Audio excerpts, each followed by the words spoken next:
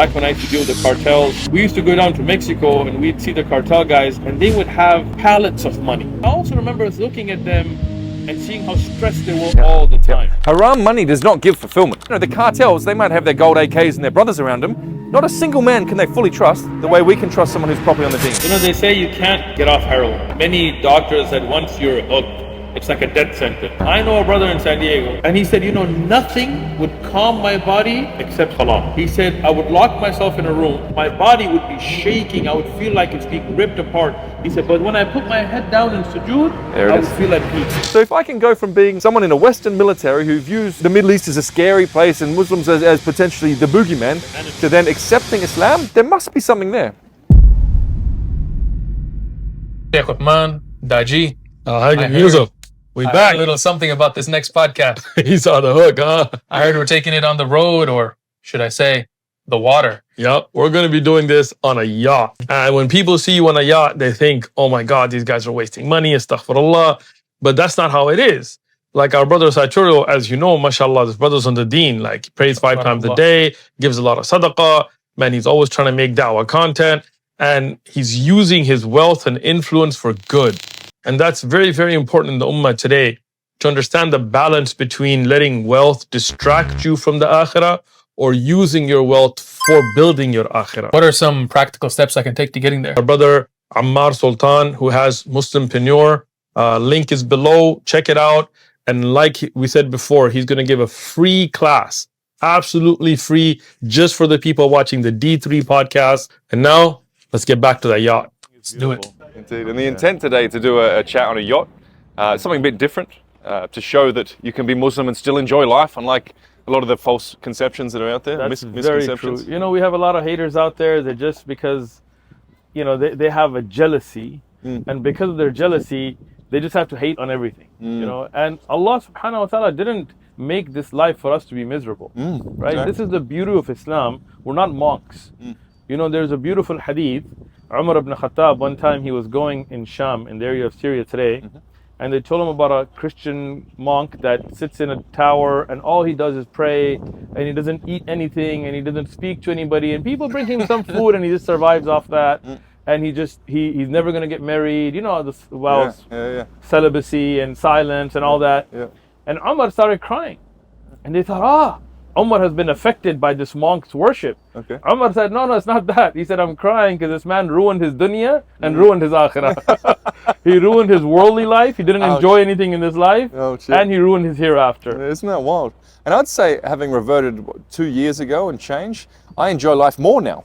What can't you do as a Muslim? You can still have amazing experiences in halal way. You can still have stronger brotherhood. I think you have better relationships with wives and with family members because you're more aware of the value of and how you should treat your family members. We can still eat well. We can still drive cars. We can dress well, obviously. We can dress well. Allah subhanahu wa ta'ala loves to see his bounty on his slaves. He wants us to dress well. Beautiful hadith.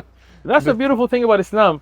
You enjoy life, but within that which is good for you. Exactly. See, when you look at people that get drunk or do drugs and trying to enjoy it, they harm themselves. Exactly. For us, we drink tea, we drink all kinds of beautiful juices, we drink all kinds of other things that are not going to harm our bodies, coffee, whatever else you want to drink that's healthy. You eat good food, you eat meat. We're not Hindus, we're not sitting around, you know, malnutrition because we don't have any. I ate a lot. We're going to get you canceled today. Let's go. I ate a lot of steak, I really do. I love steak. I love steak, man. Hindus, if they had to pick a god that tasted better, it'll be a hard one to pick. That's a tricky one. I do feel sorry for them in that regard. I do feel sorry for them too. But what you're talking about with the energetic thing, and I'm not sure how okay this is within an Islamic context, and I don't want to sound like a hippie, but there's a certain energetic frequency in rooms and with people. That is true. And in activities. For example, I can't even walk into a nightclub now because I feel how low energy it is. Yeah. I don't want to be around people who are doing drugs or, hurting themselves because I feel it's low energy. And the same with zina. When even guys who have lots and lots of, constant zina, you can feel that it affects their energy. You can feel that they themselves have some sort of issue behind that. No healthy spirited person needs to just run all around town exposing himself to strange energies and diseases and all these things. So it's very true. I mean, the Prophet ﷺ, he told us, Al-mar'u ala dini khalili. a person upon the religion of his friends, you know. And that's I'll pay that. when you think about that, people think, well, why? I mean, I'm whatever Christian, even if my friends aren't. If I'm Muslim, even if my friends are doing whatever. But the reality is it affects you. Sure. When you're in that environment, there is a spiritual effect. There is a physical temptation that comes into it. There is a effect you take that even sitting in places where there is haram has been forbidden. Really, and that's the best example I give of this. I mean, neuroscientists talk about some sort of energetic or emotional economy. We're tribe animals. We feel what our fellow humans feel. If you sit on a subway in somewhere like London, going into work, that commute, you feel the energy is down, everyone's a bit semi-depressed, you'll get brought down too. Same with being around that which is haram. It's not going to help you, even if, let's say, I know some guys who are like, oh, I do lots of zina, but you know, I do it safely. What safely? If I can speak plainly, using condoms doesn't help you from energetic pollution. If there is jinn in someone and you are intimate with that someone, condom doesn't stop you collecting that. It's real, right? Like and the thing is, you're killing your spirituality. People forget there is a body and then there's a ruh in Islam. We know there is a soul. And even if you look at dead body, it has eyes, it has a brain, it has ears. What's the spark that's missing is that soul. And that soul has nourishment. That's why as Muslims, when we eat, we say Bismillah. And when we go to the bathroom, we ask Allah to protect us, right? Because we're protecting the spiritual aspect of it. Interesting. I like that. Nutrients that come to your body from the physical aspect is one thing, but the spiritual aspect is another. That's why sins drain your spiritual energy. It's real. And there's a lot of Quran and Hadith on this. And that's why when you look at a Muslim who's living a halal life, Allah blesses them. I'll tell you a beautiful hadith, because we got a lot of haters out there. Okay, well, true. There's a lot of hate. There's a lot of hate at the moment. My goodness. I got a guy that takes snapshots of what shoes I'm wearing. Amazing. I mean, that sounds like something else, man. That sounds like a fan. The sort of fan you don't want. I think he's a little too obsessed there. So there is the time Uthman ibn Affan, he's of course, you know, the great companion, and he was very wealthy. He was somebody that Allah blessed with a lot of wealth, and he used to give a lot of charity. And every time he would give charity, Allah would give him more, and he would get it back through, you know, Allah blessing him in his life. So in this worldly life, he lived a really good life. He was married, he had many kids, he had multiple wives, he had a lot of properties, and he would spend very generously. And you know, because Allah is the one that controls the rizq, Allah would bring it back to him. So one Jewish man came to him and said that your prophet said, "Ad-dunya sijnul mu'min wa jannatul kafir," that the world is the prison for the believer and the paradise for the disbeliever. He said, but how could that be if you're living a good life and I'm broke, you know? I don't know what Jews broke, but anyway. So he said, you know, because I'm not making money, I'm poorer than you, and you're living a good life. So how could that be? So Uthman ibn Affan told him, you didn't understand the hadith. He said, this dunya is a prison for the believer because paradise is so beautiful. So much better. And so much better. And such beautiful experiences, seeing your Lord, being with your family, never having sickness, living an everlasting, wonderful life is so beautiful that no matter how much wealth you have, for the believer, he's wanting to go to paradise. This is the prison holding him back. Beautiful. It doesn't mean that life for the believer will suck in this life. No, that's not the meaning of the hadith. And he said, for the disbeliever, the punishment of hell is so bad. It's such a horrible destination that no matter how difficult this life is, it's a paradise compared to what's in the hereafter. Oh, it's beautiful. So the Muslim should live well. He should be financially secure. The Prophet ﷺ told us the hand that gives is better than the one that takes. So every Muslim should strive not to beg, not to ask others, to be independent. There is a dua I always make. I don't ask Allah for money. I don't ask for Ferraris or any. I said, oh Allah, never make me in need of anybody but you. Beautiful. No attachment in the physical world. That's really. it. That's a noble thing. It's very interesting you say that, Sheikh. I really appreciate their share. These sorts of contexts, it's funny. I get a lot of people who are considering Islam and they say, do I read the Quran or what do I do? What I say is, listen to brothers who know the deen speaking, because there's more context there. Exactly. Ideally, if you can have a face-to-face conversation with a brother who's well-read, to me that's the most powerful way to really discover Islam. Because having been in the region for 15 years, read all I've read, you're still, every time I sit with you, giving me context, which adds to my understanding. So really, may everybody who's seeking this faith come across good brothers who are well-read, who can give that context. Very valuable, thank you. And what you're saying in terms of doing well, Allah loves the strong believer more than the weak believer. And we live in an age now where it's not about picking up a spear and throwing it at somebody. What is strength as a man? We need to provide and protect. Yes. What ties into the modern day version of providing, protecting? A lot of it is economic. So that's our duty to be capable economically, as long as we don't worship money, which unfortunately a lot of people do on this planet. And that's shirk, and it's very empty shirk, as we know. I know it from my old line of work. I know a lot of ultra high net worth individuals. Yes, they are comfortable, but they do not have a life that I'd swap with. No. They don't have good brothers around them. No. They don't have real connection with something higher than them and understanding of how they should live with their life. Often their relationships with their wife or however else they do it is an absolute mess. Yes. I said it before, I'll say it again. A brother who is working in meaningful day-to-day work and has good brothers around him and has a strong connection with his deen, has his physical fitness right, that's a more fulfilled day-to-day existence than most of the ultra-wealthy people out there. You know, I'll tell you my own experience. I work in the medical device industry, so I don't take money from the mosque or any of that.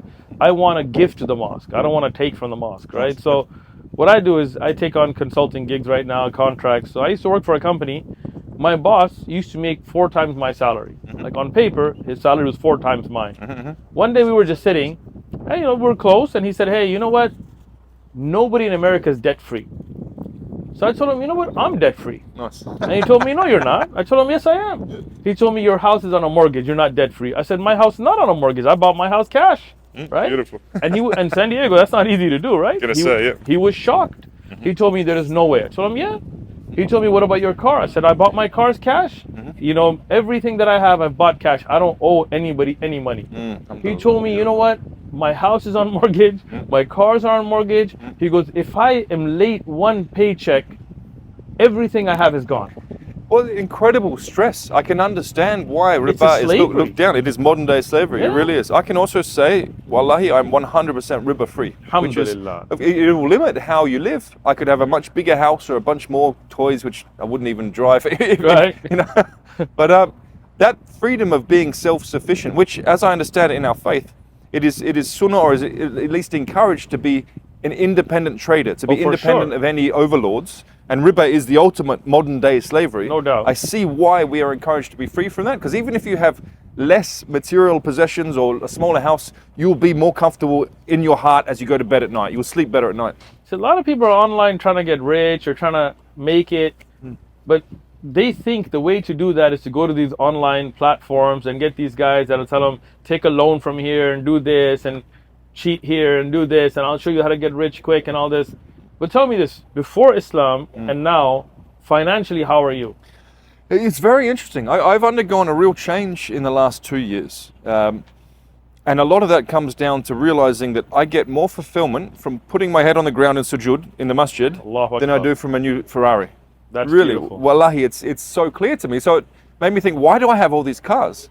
In the last 6 months, I've sold 2 Ferraris. I sold my AMG, sold my jet ski, sold one of my drift cars. I'm looking at downsizing my house because I'm like, I sold most of my watches. I had over $1 million in watches. I've sold most of them because I wasn't wearing them. I was like, what is this capital sitting there? What's the point? It's when you realize there's greater fulfillment from reading about our faith, from talking to brothers about the faith, and from knowing that I'm living as humans are meant to live. You don't need all the stuff. That's now, true. I still enjoy the experience of, for example, pushing a car on track. Yeah, I love drifting. I like the experience, but just ownership for the sake of ownership. For example, watches being a great example.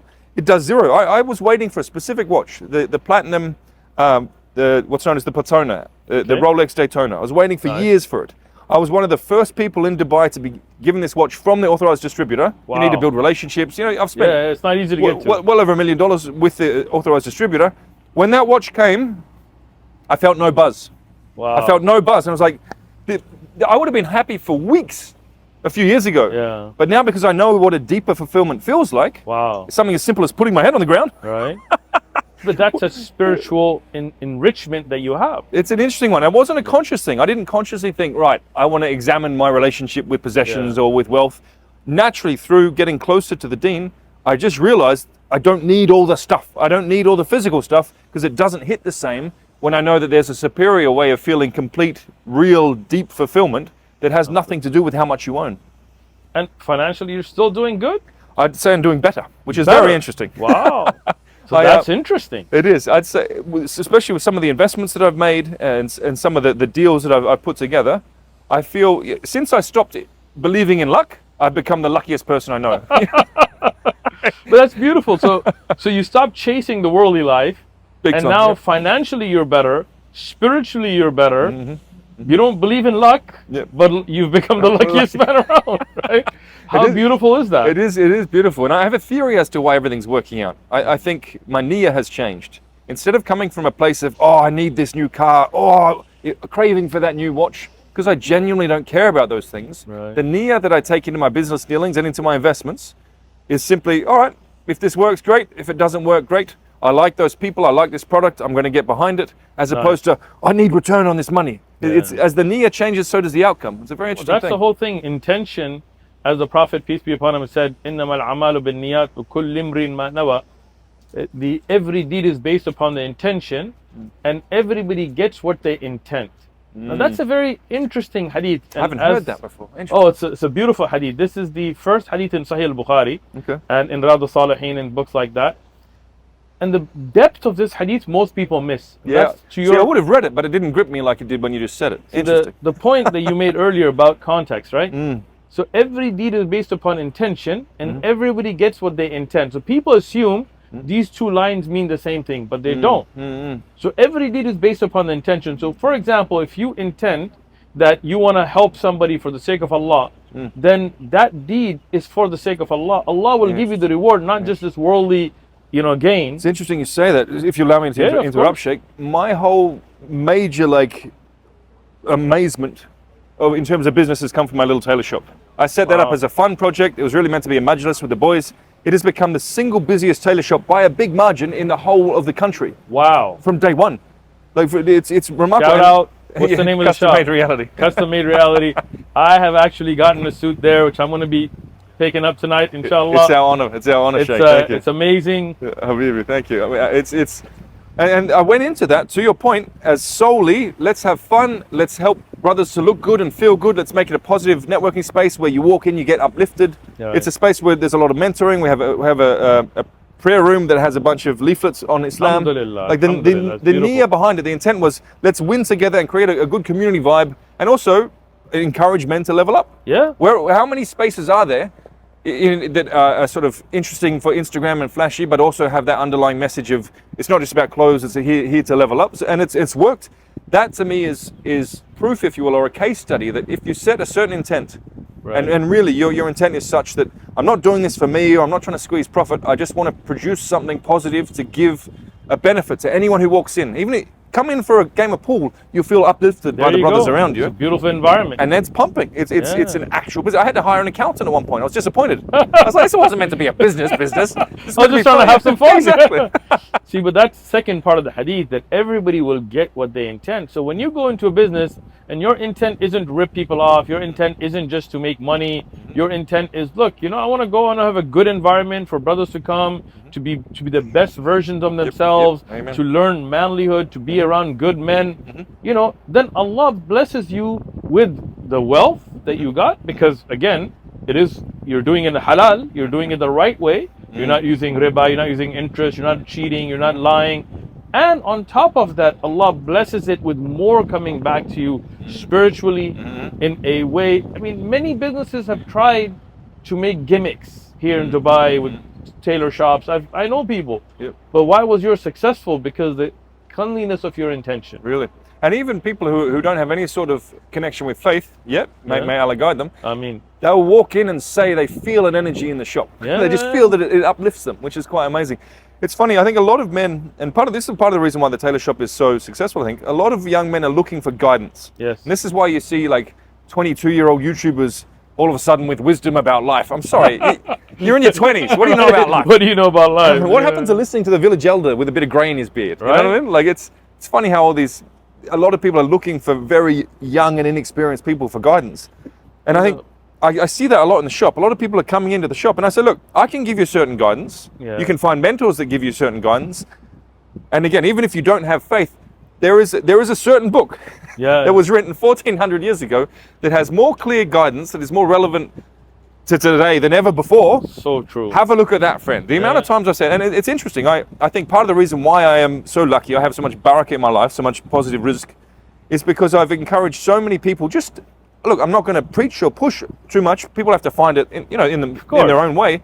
But just saying, look, as a man who has attained a lot of success, which people look at and say, oh, that would be good. Yeah. I can tell you the single most fulfilling aspect of my last 5-10 years is not X amount of dollars or X amount of wins or X amount of experiences. Having found a book that has so much clear guidance, each time I read it, pretty much I'm like, mind blown. Isn't that beautiful? It's wild. If you haven't read the Quran, get one. We'll send a free one to you. There it is. We'll go to One Message Foundation, click the link, we'll send you a free. We're not trying to make money off you. Amazing. In any language you need. And Amazing. I'll tell you this, if for nothing else, if you just read it to understand what is the final message of God, what is this book that has changed lives, like the gentleman sitting in front of me here, you should still read it. Every time I've picked up the Quran and I've read it, I've benefited something new from it. 100%. Many times when I'm between decisions, where I don't know what to do, where I'm thinking like, should I do this, do that? I just open the Quran from anywhere and just read. And Allah will show that guidance through there. It's so beautiful. How many people are just lost today? Chasing women, chasing money, chasing a approval from other men that what you don't need. Yeah, really. When Allah, your creator, is good with you and you're good with your creator and you've got that spiritual bond, you don't need anybody else. I remember back in my old days, back when I used to deal with the cartels, we used to go down to Mexico and we'd see the cartel guys and they would have pallets of money. I mean, insane, I mean, they had some crazy things, they would have gold AKs, and like tigers. And I remember being a 16-year-old seeing these things. But I also remember looking at them and seeing how stressed they were all the time. Haram money does not give fulfillment. It does not. I see it so clearly. Like, I know a lot of people who are pushing for money in any way they can get it. I'm like, careful, friend. You can get millions and millions in a dirty way. That's not, trust me, I'm 42 now. I've seen enough life paths play out. The haram money is not going to benefit you even if you think you want it. It's a real thing. A lot of those guys I knew, we'd go down to Mexico, we'd see this guy, he'd be the head guy, he'd just have models and actresses at his disposal, everything you could imagine. And then you'd go back down to Mexico and be like, where is he? Oh, his own friend shot him. Yeah, there it is. Like, his own friend ratted on him and now he's in jail. Where's Chapo Guzman? Where's Escobar? Where Pablo Escobar? Look at their end. Exactly. In this world, they have a horrible life, and imagine the hereafter. Yeah. But you look at a person who earns in halal, that Allah gives good wealth to, you live a healthy life, you eat good food, you have a wife, if you want a second, third, whatever, that's within the halal, and not going in the haram. You live, you have children, you have that bond with your children, you live a good, clean, healthy life, being the best version of yourself in this life, and then you were right with God. Yeah. You go to that next life and you got nothing to fear. There it is. You don't have to worry about the day of judgment because you lived your life well. So the day of judgment is quick for you. You go into that paradise for everlasting success. What's better than that? Yeah, exactly. And I think for people who don't have faith, the concept of afterlife might be a bit difficult for them to comprehend. One thing I always like to say is, even in this life, in the dunya, in the physical world, if you're living in a clean way, making halal money, you will have a better life. There you go. And also one thing I've noticed too, that it was really interesting. Before reverting to Islam, I found, and one of the key reasons why I was brought to Islam, the men who I really respected, 15 years working in some pretty serious places in the Middle East, I'd find out after, like, that guy who I really respect, oh, he's very religious. That guy who I really respect, I'd find out later he's very religious. They wouldn't necessarily lead with it, but I'd find out later, again and again. And now that I've reverted to Islam, I've done some pretty large deals, some property deals, selling cars and things. And it is based on a handshake between two brothers who have accountability to something bigger than them. Wow. I've met guys once or twice, and then I've done a big deal, no contracts, nothing, large amounts of money, based on this is what's going to happen. He's a man of faith, I'm a man of faith. That cleanliness in respect and reliability and understanding, because we're all accountable to something higher, that's valuable. The cartels, they might have their gold AKs and their brothers around them, Not a single man can they fully trust the Never. way we can trust someone who's properly on the deen. Never. And those cartels, I mean, I worked with them since I was 12, so I know a lot of them inside and out. I can guarantee you that the one they think is closest to them is the one that's going to be their end. Ah, it's terrible. What a way to live, man. Whether it's a bullet to the back of the head, or it's going to the feds and ratting on you, or, you know, having your own people take you out. It's because you don't have an accountability to a higher power. You do whatever you want. It's what you can get away with. Yeah, exactly. Right? Yeah, what you can take. Yeah, so, you know, I knew this guy, and, you know, he was married, like I knew him. He's a Christian. I thought, you know, he went to Vegas, he did all kinds of things, came back and told me about it, and I was like, you know what, that's kind of a strange thing. Like, why would you lie and cheat and things like that? And he was like, well, whatever happens in Vegas stays in Vegas. Yeah. I told him, you know what, God sees you in Vegas and God sees you at home. Yeah, exactly. Like, we don't believe in this double standard, you know. And this is... It's amazing the way a lot of people will fool themselves, especially backed up by modern culture, to convince themselves that something they know in their heart is dirty and wrong and doesn't serve them. It's fine. It's wild, isn't it? I'll tell you something interesting. When we talk about the afterlife, you've got a good point. A lot of people that don't have faith or don't have a religion or even have a weak faith, they have this hard time understanding how could there be a life after this, a life that's much longer, for everlasting, and you know, the plane of existence is different. But think about this. Every one of us here at a time was in the womb of our mother. Right? Indeed. Imagine, and right now, if there's a lady is pregnant, there's a fetus developing in there. Right now, if one of us was to go to that fetus and say, you know what, one day, few months from now, you're gonna leave this life. Everything you know is gonna change. Right now, you have liquids going through your lungs, and you're being fed through this cord. That will no longer be. You're gonna take food and put it in your mouth, and you're gonna have this thing called teeth, and you're gonna chew, and you're gonna go and see others like you, and you're gonna talk to them. It would blow that fetus's mind. They couldn't comprehend it. They'd be like, bro, all I know is this little bubble that I'm living in. Yeah, wow. All I see is just this liquid around me. That's all that exists. Nothing. There's no buildings. That doesn't exist because I haven't seen it. And you'd be certain too, because you haven't seen it. Yeah. See, you know how they say, like when you talk about God or heaven, they're like, if I haven't seen it, it doesn't exist. Well, that baby hasn't seen these buildings, hasn't seen this yacht, hasn't seen this beautiful river, awesome. ocean, whatever, right? Yeah. But it does exist, right? That's awesome. And when you leave that life of 9 months and you come into this world, everything changes. That's awesome. But that doesn't mean that you no longer exist. You are still that same soul, that same being on a different plane. And this life will be as long as it will be, and it will end as it's meant to end. And you will go into a different existence. That is the life of the grave.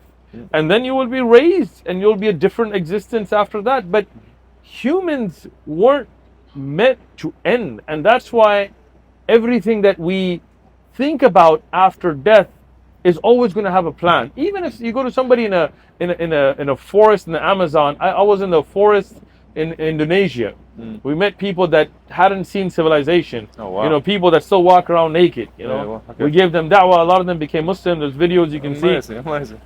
But even them, they had this concept of life after death. Yeah, interesting. It's Right? archetypal, huh? Right? There it is. Yeah. Maybe not the correct, because obviously, you know, with tribal religion, it kind of goes with elders. But when we spoke to them about paradise and about hell and about these things, it resonated with them. Because in Islam, we believe we have a fitrah.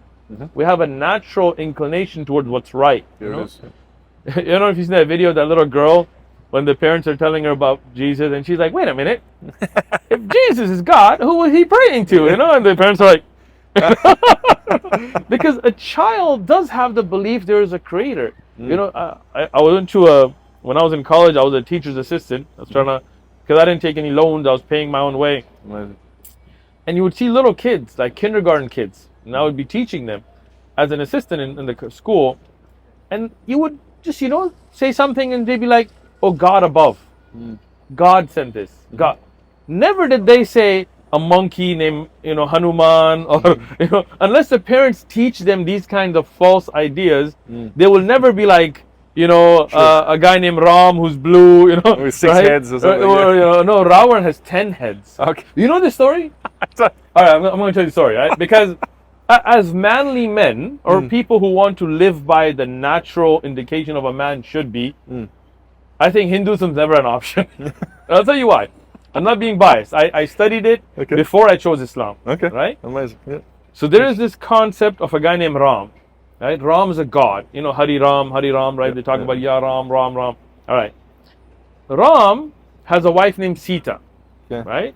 And Sita is a goddess. Right? Okay. God, goddess, power couple. I got you. Okay. So far we're good. Ram goes out and he tells Sita, don't leave the house. I don't want you going outside. Okay. Right? So far, based. I'm good with it, right? He goes out and this guy named Ravana, Okay. who is from Sri Lanka, and he's an evil god or something like that. The dude has 10 heads. All right. How do you walk around with 10 heads, right? like just think about it. Like as a mythology, I can appreciate it. You know, as a myth, you know, when you talk about Zeus and all that, that's cool, right? Yeah.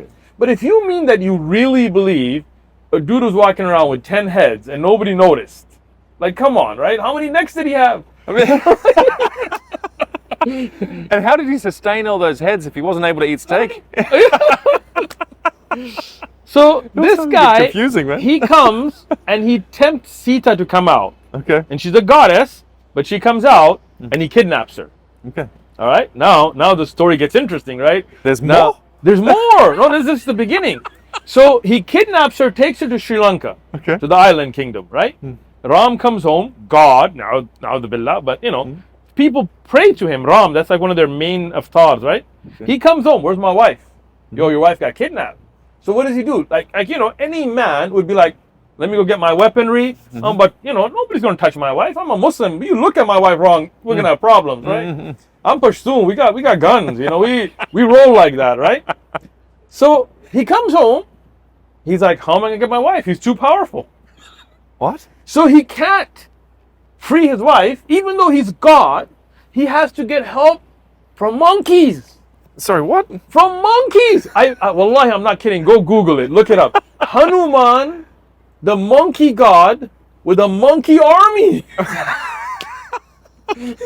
You know, I think Mario got this plot from the Hindu religion. You know, when you go to Donkey Kong or whatever to get help, you know, in the new Mario movie. Now, I don't know about you, but I'm going to stick with La ilaha illallah. Thank you very much. That's it. A bit less confusing. A God that's all powerful, all seeing, all capable, not a man, not a woman, not somebody who has a wife and kids, not somebody who can't do something, you know? There it is. So this guy, Ram, then has to wait 1 year.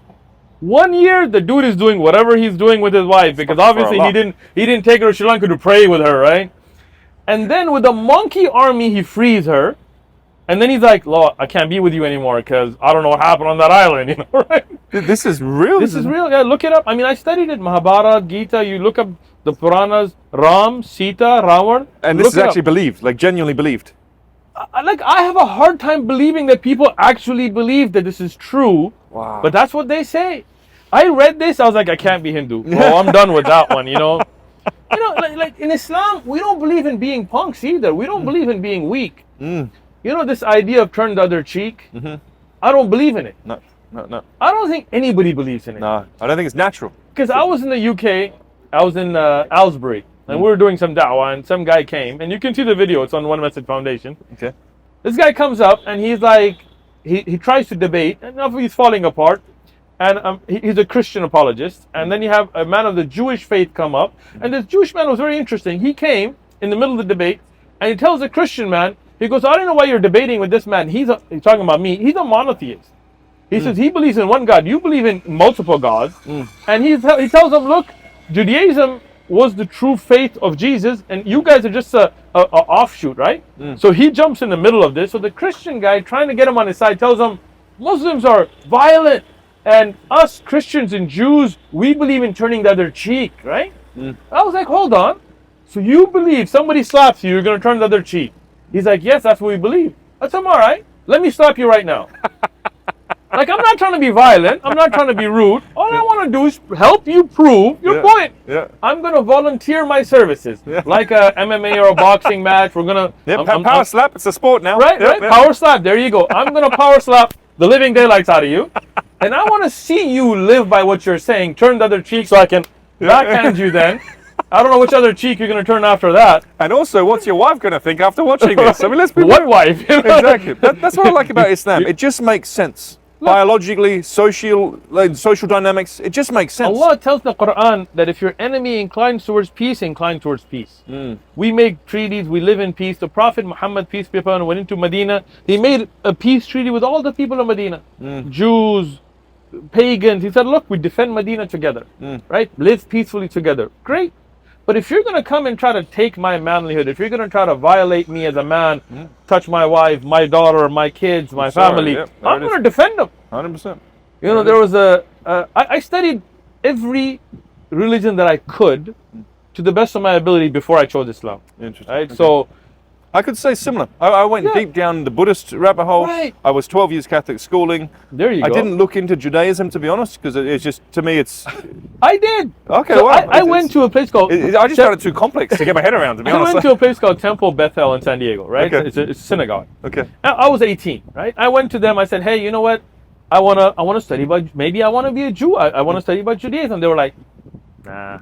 Oh, really? You're good. I've heard about that, so yeah, it's not exactly welcoming. They were like, you're okay. Yeah. I was like, no, they're like, here's a pamphlet about the Holocaust and about, I was like, no, I want to know about your faith. Like, maybe I want to become Jewish. Yeah. They were like, nah, we're a cursed people. You don't want to be a part of this. Really? They like that. They just told me, they were like, nah, we don't want you to be Jewish. Interesting. You know? Yeah, I did not find it to be accessible. I wanted to learn about it, and I asked some Jewish friends about it, and there was just sort of a coyness about it. Yeah. I kind of find it a little racist too. Yeah, okay. Like God's people. Like you're white, you're Caucasian, right? I'm Pashtun. But we're both Muslim and we're equal. 100%. Right? There's Arabs on this yacht right now. There's people who are Kurdish. We have people who are different races. But we're all equal in front of God. Of course, yeah. Like I don't think Arabs are any better. Like the Prophet told us, the Arab is no better than the non-Arab, the white or the black. Only whoever is more pious is closer to God. Exactly, there it is. I don't think God has a chosen people, right? Because if you are born from a certain womb, that doesn't make you any more pious than anybody else. Doesn't make you a good human. That comes down to your conduct. Right? Yeah. Even if you look at Bin Israel or the children of Israel in the old days, when Moses was dealing with them, a lot of them betrayed Moses. A lot of them went and worshipped the golden calf. How is that God's people, right? And if somebody from the Pharaoh's people became a believer in Moses, why would he be any different? Yeah, you know? there it is. So I just, Buddhism, like I studied Buddhism, the author named Suzuki. I read a lot of it, not the car. I like, first when you read about Buddhism, it sounds good, be a good person, don't hurt anybody.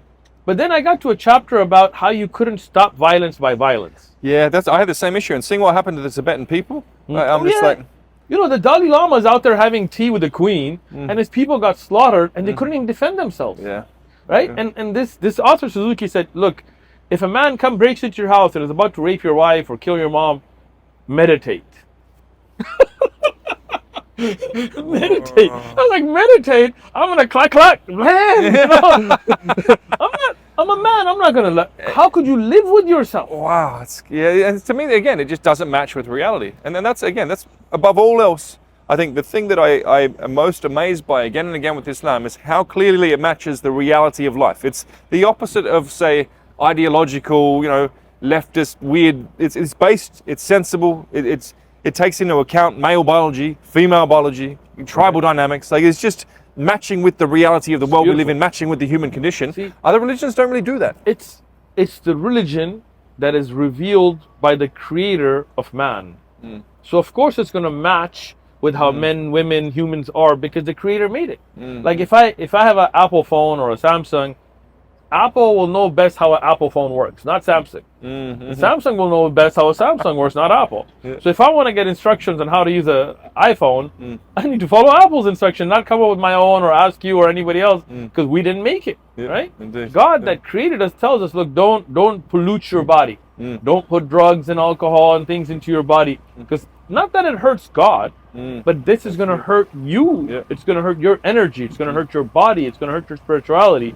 So when you live by that, then you know that you're living by the way that you were meant to live, and you'll be the best version of yourself. There it is. Even how polygamy, how marriage, how man's rights and women's rights, we don't need red pill and we don't need feminism. We need the middle path that the Creator showed us. There it is. What's a man's rights? Look at what God said. What's a woman's rights? Look at what God said. What is the rights of a child or a parent? Look at what God said. That's it. Otherwise, you look at America and you look at the nonsense in Europe, and you know, look at the unfulfilled relationship dynamics, which then lead to messed up children, which then leads to messed up society. Like leads to so lost. School shootings and all these kinds of things. Nobody realizes a lot of these things are based on people, or being carried out by people that have been ruined in their mindset about whether they're women or men or humans or cats. A lot of that, yeah. No, I mean, I was at Balboa Park giving dawah. There was a whole group of what they call furries. I don't even know what that is. I didn't know what it was. I don't know what it. I just saw a bunch of people dressed up like cats, and I thought it was like, it's like a Halloween thing, but it's not October. I thought maybe it was like a Comic-Con going on. No, they were like, we're cats, and you need to address me as a cat. And if you don't call me a cat, you're offending me. Oh, that's awesome. What the heck? Oh, that's They were out in Balboa Park peeing on gravel. And they say, you can't say anything to me because I'm a cat. Amazing, amazing. What is wrong with people nowadays? You don't know your gender. I know it's a big problem in America, and I get canceled all the time for this stuff. I have the solution. Go to the bathroom, check, plus you're done. Easy, move on. I think a lot of the time it's just, I mean, my 10-year-old daughter, bless her, she's in Sweden. And even at her age, in her school, there are a lot of people who are identifying as this or that and the other. Yeah, crazy. Even her, as a 10-year-old, she said, Dad, I think they just want to feel special somehow. That's it. That's what it is, an attention play. A 10-year-old is able to dig through all of this. People want attention. Yeah.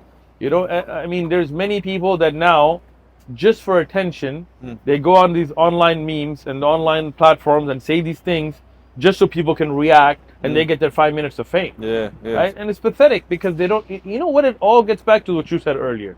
They don't have that spiritual fulfillment. Yeah, that grounding. That when you put your head on the ground and you're closest to your creator, and you feel that you and your creator are having a conversation, you don't need anybody else's attention. I approach what I'd say, I mean, I'll say it is a blissful state, often in sujood, often. Actual bliss. No, I've never done drugs, but no drugs required. Yeah. I don't chase hedonistic whatever this and that. You don't need it. No. There is a path there. It takes some effort, and it takes some learning and some discipline. But there is a path there to get blissful states on a daily basis. Like, prayer is not an obligation. It's an absolute blessing that's been given to us. It is. And it is a channel with which you can unlock feelings of calm and security and connection and grounded fulfillment without a single need for a nightclub or a pipe or any of that nonsense. Drink You can get high states simply by following that which every Muslim knows is the way we should be living anyway. It's quite remarkable. They say you can't get off heroin. They say it's impossible. I mean, many doctors said once you're hooked, it's like a death sentence. That's scary. But I know a brother in San Diego who, before Islam, he was homeless, heroin addict. Became Muslim, alhamdulillah, he kicked the habit, he cleaned up his life, he learned Arabic, like somebody who, had a very rough childhood. His mother used to do drugs when she was pregnant with him. His stepfather was abusive and a drunk, and alcohol, people don't realize how it affects not just the person, but the community and the people around them. Yeah, I've seen it, especially a lot of veterans, a lot of people in the veteran community. The way they deal with their demons is drink. Yeah, and it ruins families. It ruins them. Yeah. Like it's sad to see, man. Really. It's sad this brother, one day I was talking to him. I told him, how difficult was it? Because I've never done heroin, alhamdulillah. And but I heard it's very physically, like it's not just like a mental addiction. Your body goes through these withdrawals. And he said, nothing would calm my body except salah. Oh, wow. Isn't that cool? He said, I would lock myself in a room because he would be going crazy. He said, my body would be shaking. I would feel like it's being ripped apart. He said, but when I put my head down in sujood, I would feel at peace. SubhanAllah. Isn't that amazing? That's beautiful. Isn't that amazing? It's a beautiful thing. This podcast, man, it is interesting. Fun stuff, huh? I got a question, though. Some of us don't have yachts, but we still have a good amount of wealth. How do we maintain that wealth and ensure that it appreciates in a halal and Islamic way? Alhamdulillah. So we got our brother, Dr. Maz, who was a dentist, who's making great money on his own. He already had it all laid out. But he realized that if you don't work, you don't get paid. Even if you're a doctor, even if you're a dentist, you're kind of tied to that. And he's going to teach you how to invest your wealth. You got to have 80K plus already. You got to have an income that's coming in of 80K. But he doesn't want to just make money himself. He wants to grow the ummah. So check out the link below. Check out Dr. Maaz and benefit from this amazing program that can help you be financially stable with the money that you just got sitting around. SubhanAllah. Back to the yacht. So how's Brother Tate doing? I know, mashallah, you're... Yeah, man. Well, it's funny. A lot of people ask me often how Tate's doing. And I always say, not only is he okay, I think he might enjoy this whole thing. No, really. Because he hasn't had the opportunity to be in the Middle East long as a Muslim. He hasn't had the opportunity to go to a masjid and so on. But he still has a strong belief in the fact that La ilaha illallah Muhammad Rasulullah. Like, that's very clear. Even 5-6 years ago, he and I were talking about Islam, even longer, 2018, 2019. We're talking about Islam and the fact that it's the only way to save the West. The fact that the only way to save civilization is something as clear and firm and principled as Islam. So everyone's saying, oh, why would he choose Islam? He did it to be cool online. He was already cool online. Yeah, I mean, I don't think he gained any popularity from that. He was already popular. So. Exactly, but also it was always going to happen, because even back in 2019, if not 2018, we were discussing Islam. Wow. Even back then. And he said, you know what, of all religions, that's the one that is the most powerful and the most likely to defeat evil. So even back then he was thinking these things. So I'm very much looking forward to him getting out of his current day-to-day combat state and being around, you know, being around the faith, being around brothers on the deen. Inshallah, we'd like to open up an invitation to go for Umrah with us. That would be amazing. That would be amazing. As a gift for our brother and a better environment to be in, to be able to get better advice and a better group of company to be with. Definitely. Good brothers like yourself. Love to be Inshallah, there, this Ramadan, we're planning in the end of Ramadan to take a Umrah group with a lot of influencers and stuff, and just to give them a, you know how beautiful it is when you see the Mecca and Medina and the spiritual energy that is there. I'd love to join if I can, man. Khalas, you're invited. You're on the trip, inshallah. Thank you so much. Wallahi, when I see brothers like yourself that came from a world that, would have usually led a person into a very worldly kind of lifestyle, sitting with, heads of states and stuff. But then finding that spiritual path, we think Allah has blessed you with something amazing. It is amazing. And I can say, look, I think the benefit of being a revert is that I've lived without Islam and I've lived with Islam. Yeah. So I'm acutely aware of how powerful that difference is. And I've had it all, man. I've done the yachts, I've done the jets, I've been around leaders, billionaires. With my former line of work, I was consulting to, some big players. Yes. Still am in certain ways. I can genuinely say true fulfillment comes from, sorry to everyone who's chasing 25-year-old YouTube advice, it does not come from cash or from toys or from status. No. Don't get me wrong, having enough means to look after your people is real. Of course. I get more fulfillment looking after my people than any new Ferrari or anything. That's beautiful. I'm selling more Ferraris than I'm buying lately. But having gone through the whole, really into the dunya, the status, the cars, all this sort of stuff, and having to then found myself backing away from that, not consciously, just through realizing there is more fulfillment just from putting my head on the ground and being around people with clean energies, being around environments with high frequency people, I can say with conviction, everyone who's chasing the cash to get the status and the stuff and the toys, you will come, may you, get what you're seeking, sure, but you'll come to a point where you realize it's all overblown, it's all overhyped. Real fulfillment is not on your car. Tate said this the other day. He said, I will get more satisfaction from a good workout with my brothers than I will buying a new $2 million car rocking up. Wow. It's junk. The physical world is junk. Yes, there's a buzz, but the buzz will fade. At one point I had well over $1 million worth of watches and I just wasn't wearing watches. It didn't hit me anymore because I found something better. So I really do hope the youth especially see through this push for stuff and status and physical world pursuits. Yes, get your money right to look after your people, but you will get greater fulfillment from everything that is not material attachment and chasing the status, chasing the likes on Instagram. It's all junk.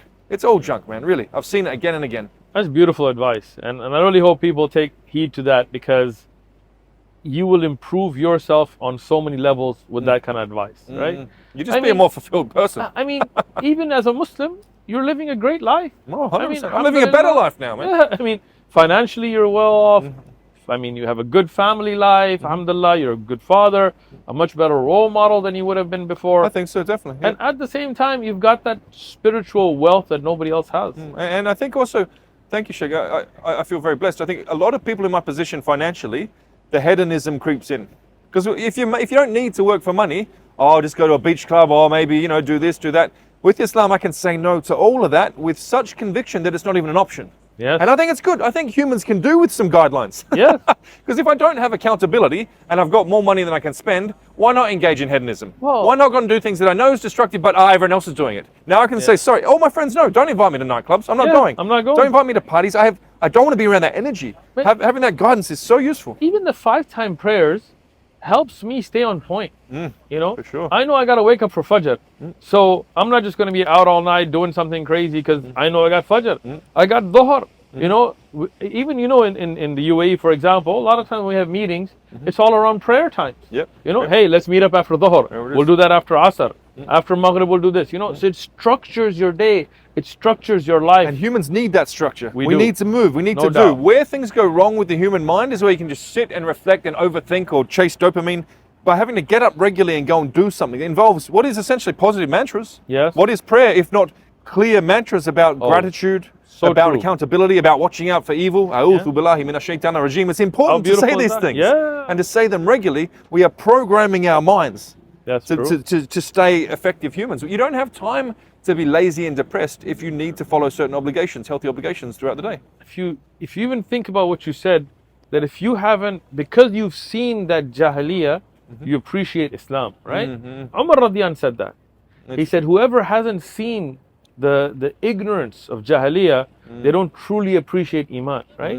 For us that came from lifestyles that people can't even imagine on average, right? Of the evil that we have seen and the worldly life that we've seen, man, I'm telling you, I am so happy being a Muslim. No, same. I Just am genuinely fulfilled. So, in every which way. Exactly. Financially, I'm good. Alhamdulillah. Haters can hate all they want, right? I mean, alhamdulillah, I eat well. I used to be a VP, even after Islam. I used to be a VP at a medical device company. For da'wah, I left it. I started doing consulting. Subhanallah, even though I work 1/10 the time I used to work throughout the year, because I used to work 60-hour weeks as an executive. Yep, as you do. I make the same and I live the same lifestyle. Isn't that interesting? Because that was my risk. Yeah. Yeah, But yeah, because I dedicated more time for the sake of Allah, Allah made my risk easy for me. Isn't that I got my sustenance easier. amazing? Isn't that beautiful? And I can say similar too. I spend a lot less time on what I'd consider work, but I'm making more money. It's because my intent has changed. The Really, tailor shop's definitely not work, man. No, That's it's a fun not, it's not. place. To be honest, it's not profit either. To be honest, but I mean, yeah, at some point it'll make a profit. But the other thing I'd like to say too is, I mean, your background's pretty amazing. Where you started and where you are now. I can say the same. I started as a soldier in infantry. Yes. You know, pumped up soldier. And Yeah. when I was going through infantry school, 9/11 happened. So I won't say that Muslims were the enemy, but they were definitely like the boogeyman. Yeah. That was what everyone was scared For of. sure. And then I went into the intelligence community where you must think a certain way or you'll lose your security clearance. Yeah. And again, who was the number one enemy? Muslims. So for Yeah. me to go from someone whose career was watch out for Muslims, it's a scary religion, you know, there's all these bad things attached to it, all these negative perceptions, to then spend 15 years in the Middle East and little by little lose that negative perception and little by little start to think, hang on, there's value here, there's insights here. My beliefs as a man, my traditional values, not only are respected within Islam, they are codified and they are written clearly so that I can live the way I want to live even better. Yes. So if I can go from being someone in a Western military who views the Middle East as a scary place and Muslims as potentially the boogeyman, The enemy. to then accepting Islam, there must be something there. Now look, I consider myself a rational person. I'm educated to a master's degree level. I speak numerous languages. I've been to almost 100 countries. Again, if I can go from essentially buying into the programming that Islam is dangerous and Muslims are dangerous to then wanting to become one, there's some value there. There's something there. See, and I think that's a beautiful point, that why is that programming there? Because as our brother Tate said before as well, and others, that knowing that Islam is the only solution to the satanic, leftist, Yep. woke, whatever you want to call It's the it, only you know, one. destroying of family values agenda, knowing that Islam is the only resistance. Today, Christianity is folded. You look at the Pope, you look at most Methodist church, you know, the major Methodist church right now, huge rainbow flags on them. I was in New York, I saw this classic brick old historic church, huge rainbow flags on them, right? It's not just a rainbow, they got like triangles and brown and orange and They pink. can't even keep up with their I flag, don't know what man. all this stands for. LGBT. No one knows. It changes every week. Right, I don't know, right? And then you look at Hinduism, you look at otherism, everybody's folding. You got Modi out there trying to kiss up to, this and that. Yeah. But Muslims stand firm. We are the only ones holding the line. And that's why a lot of these powers that be that want to enslave us with riba, with interest, with Hollywood and brainwashing. And also to affect women with feminism. Exactly. To rob them of fulfillment. Right. That's what feminist. Show me a happy feminist. Show me a feminist in a relationship that has a healthy polarity and good levels of intimacy and mutual respect. Right. I haven't seen one. Me ever. Yeah. It's terrible. And that's the whole. I don't even know what feminist is anymore. I mean, like the whole trans thing kind of True. threw that apart, because now a woman who is biologically a man but claims to be a woman, but is playing sports with women, can beat women up. No. Who am I going to root for? It's very confusing. Are we saying feminism now is for that biological female to be given a chance against biological males, or are we saying that trans female who's actually biological man we let them dominate female? Man, it's bizarre. The left will always eat itself. The left just doesn't make sense. It'll always eat itself. I don't waste my time with it. But it is a good point that many of you that may be afraid to learn about Islam, somebody's trying to keep you away from it. 100%. The Hollywood machine, everything. It's so clear. You see in Europe right now, a man came and attacked a Christmas marketplace. And immediately Mr. Musk and everybody, tweeting about Muslims. Turns out he's Islamophobe. He hated Islam. Nobody came and said, hey, you know what? Never mind, right? We just had a man in Florida shoot 2 people in a car. I saw that one. That's crazy. You saw that? That's crazy. Thinking they're Palestinians, right? Yeah. And when it turned out that this man is a terrorist, the news article said, was this terrorism? And then it's like, no ties found to the Middle East, so it's not terrorism. Like, how does that make sense? Interesting. Were people terrorized? Were you afraid? Like, I hate this news line. Is it terrorism? What does that mean? It's Because they want you to think of Islam as the enemy or as something foreign, even though it fits your natural dispositions. And on that as well, I think if the name of the game to keep the masses controlled is to keep them scared, have no attachment to God, keep them easily led, Islam is the ultimate way to give a man and a woman in their heart real fulfillment. Right. I don't need a government to tell me what to do. Exactly. I don't need anything outside of my faith to tell me what to do, because I have it. I have real fulfillment. I don't need to go and get the latest iPhone to make sure the cover matches the color of my personality, because I have something deeper. I have real fulfillment. Right. That's part of the reason I think why Islam is pushed down, even if we look materially. 100%. As someone who I had over a dozen cars at one point, and over $1 million in watches, I've now gotten rid of most of that because I found a deeper level of fulfillment being Islam. The economic powers that be don't want. Imagine if everyone did that on the planet. There'd be a massive economic slump. It would. Imagine if everyone started rejecting riba. There'd be a massive economic slump. I mean, housing would be a lot more affordable, but those bankers wouldn't be making the billions they're making, right? There it is. So I think there's many reasons, both politically and in terms, governing the people and economically, why a lot of powers that be want to push down Islam. I also think, in terms of genuine, I wouldn't call it anti-feminism. Let's say traditional values. Right. Which is actually what leads to fulfillment. Right. Why was feminism brought in? We know it's because get the women into the workplace so they can be taxed, get the children in the schools so they can be indoctrinated by the state, and also create that division such that the man is now a self-regulating citizen. Or, as Tate says, I would go and protest, but I have to be home by 9 or the wife will be angry. Right. A lot of men nowadays, they I got to clock into work by this time, I can't make my payments. Exactly, they're self-regulating citizens. Islam can counter all of that. Yes. Because it gives you a way to live that speaks directly and logically and clearly against all of that modern junk. See, that's why the people just don't think want about one last thing, right? If the whole world went LGBT, humanity would cease to exist. There it is. I know people don't want to hear that, but that's reality. If the whole world became priests, humanity would cease to exist. Interesting. If the whole world became monks, the humanity would cease to exist. But if the whole world became the most pious Muslims, we would have a perfect, wonderful society that would still function. We'd still have kids, we'd still have families, we'd still have people working. And people would be more fulfilled than those who are engaging on this modern day culture, hedonism nonsense. The people would actually be more happy as humans. It's a beautiful conversation. Really appreciate it. We got rained on in Dubai. What a blessing. We did. And it's beautiful. It's actually quite refreshing. It's been nice. Yeah, it is. Amazing. It is, man. Always a pleasure talking to you. Thank you, Sheikh. Appreciate it. Thank you. Jazakallah khair. أحسن قولا ممن دعا إلى الله